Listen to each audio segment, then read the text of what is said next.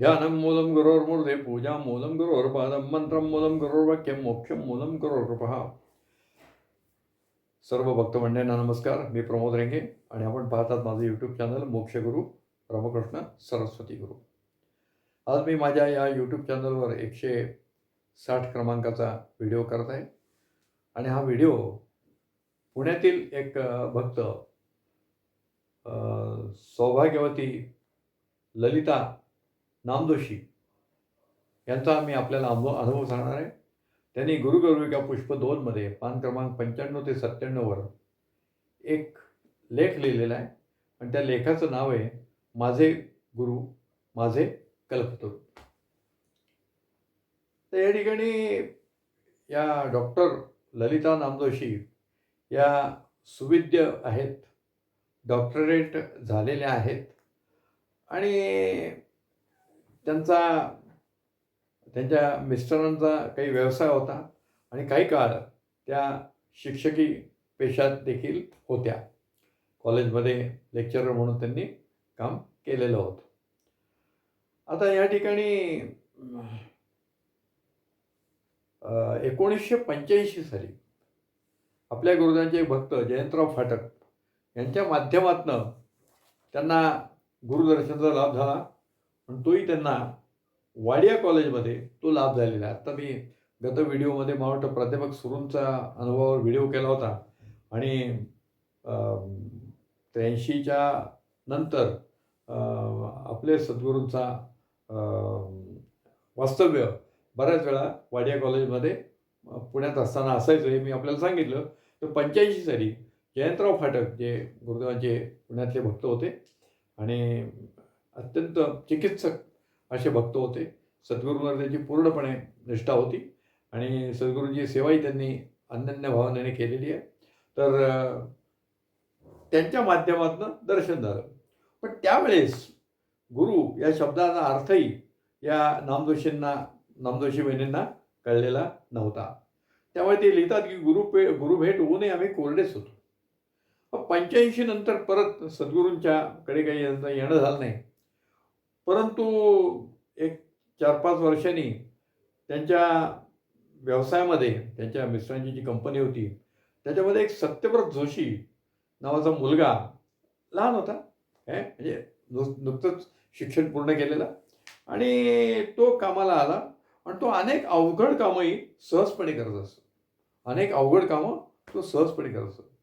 त्यावेळी नामदोशी वहिनींना आश्चर्य वाटलं की एवढा लहान आहे आणि कसं काय करतो.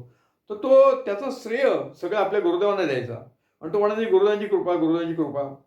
त्यामुळे नामदोशी वहिनींच्या मनात देखील आपल्या गुरुदेवांच्या बद्दल एक आदर वाढला आणि आता आपल्याला तिकडे जायला पाहिजे असं त्यांना वाटायला लागलं.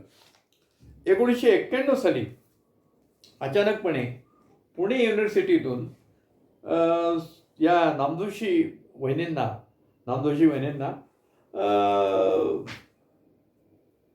प्राध्यापक म्हणून नेमणूक मिळाली. लेक्चर म्हणून त्यांना नेमणूक मिळाली आणि ही बातमी त्यांना आपले ज्या पुण्यातील एक भक्त आहेत डॉक्टर अय्यर मॅडम त्यांच्या माध्यमातून त्यांना ही बातमी कळली होती आणि जवळजवळ 10 वर्ष शिक्षकी पेशाच्या ते बाहेर होत्या.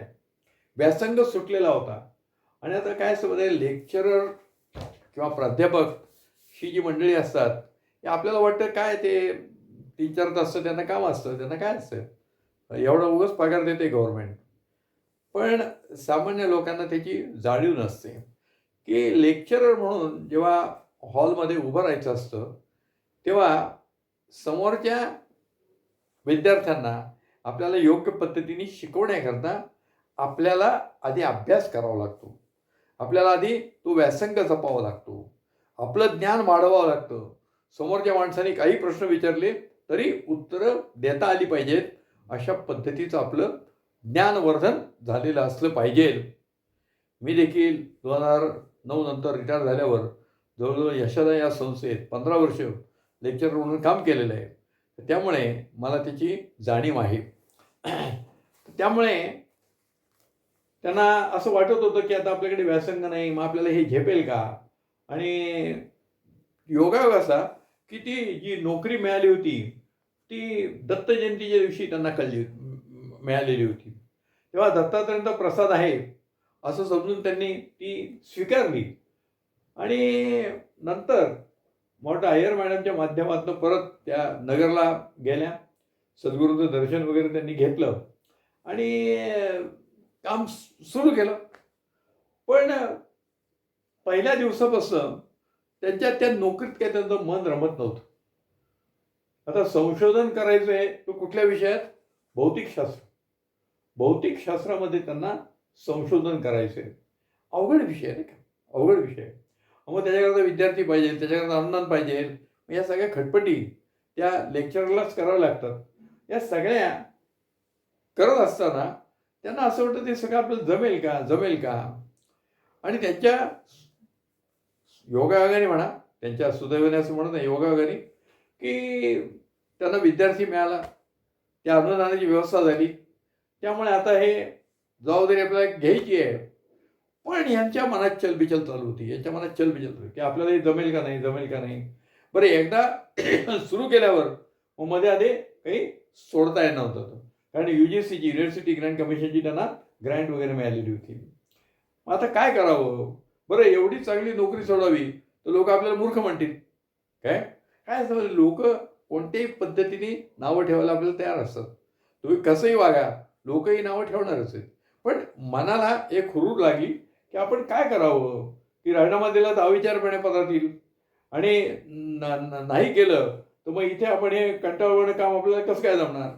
आणि मग त्यांची पावलं आपोआप नगरच्या दिशेने वळली आणि महाराजांकडे त्या दर्शनाला गेल्या आणि गुरुदेवांना त्यांनी सगळी परिस्थिती सांगितली आणि त्यांनी सांगितलं की मला आता ही नोकरी करावी असं वाटत नाही आहे आणि नोकरी केली तर माझं मन तिथे रमणार नाही आणि मनाविरुद्ध काही केलं तर मग त्याचा परिणाम आपल्या शरीरावर होतो. बघा मागे गुरुदेवांनी सांगितलं आधी माणसाचं मन आजारी पडतं आणि मग शरीर आजारी पडतं.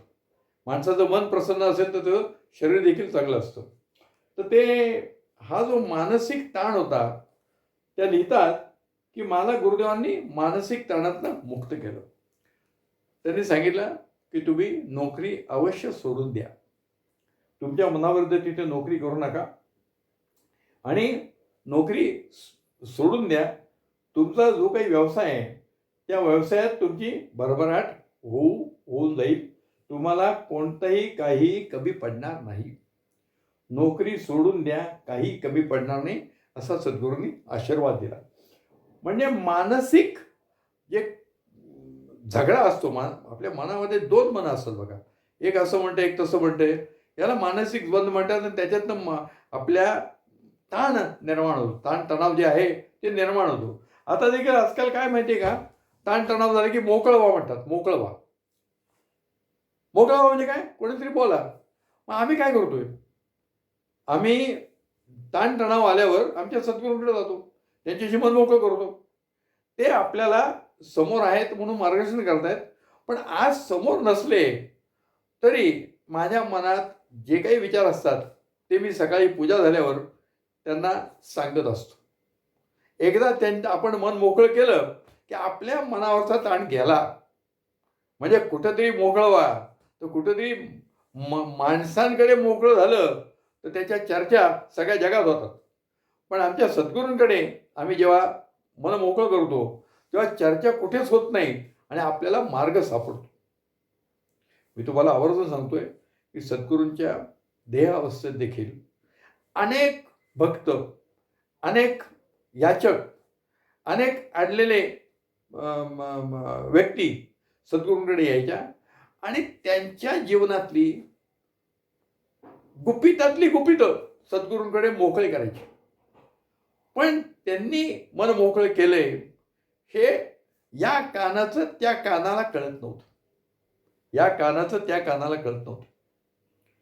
त्यामुळे सद्गुरूंकडे आपण काही बोलणं हे निर्धोक होतं. आणि आता हे तर इथं काही गुपित नव्हतं, पण इथं मानसिक तणाव होता तो त्यांनी केला आणि सद्गुरूंनी मानसिक तणावातून त्यांना मुक्त केलं. पुढे महाराजांच्या सान्निध्यात आल्यापासून त्यांच्या जीवनात अनेक चमत्कार घडले. चमत्कार म्हणजे हातातल्या वस्तू काढणं वगैरे काही नाही. चमत्कार म्हणजे ज्या दैनंदिन गोष्टी आहेत त्याच आपल्या मनाप्रमाणे घडणं, याला त्या चमत्कार म्हणतात. तर असे चमत्कार घडत गेले आणि साध्या साध्या आपल्या मनातल्या ज्या कल्पना असतील त्या आपण गुरुचरणाशी मांडल्या की ते लहान मुलांचे लाड जसे पुरवावे तसे गुरुदेव माझे लाड पुरवत होते, असं त्यांनी या ठिकाणी नमूद केलेलं आहे. त्यांना कित्येक वर्ष मनशांती मिळत नव्हती, ती मनशांती मिळाली. आपल्या मनाला काही वेळेस अकारण भीती वाटते, अकारण भीती वाटते. ती गुरुचरणाशी आल्यावर ही अकारण भीती सगळी दूर होऊन जाते.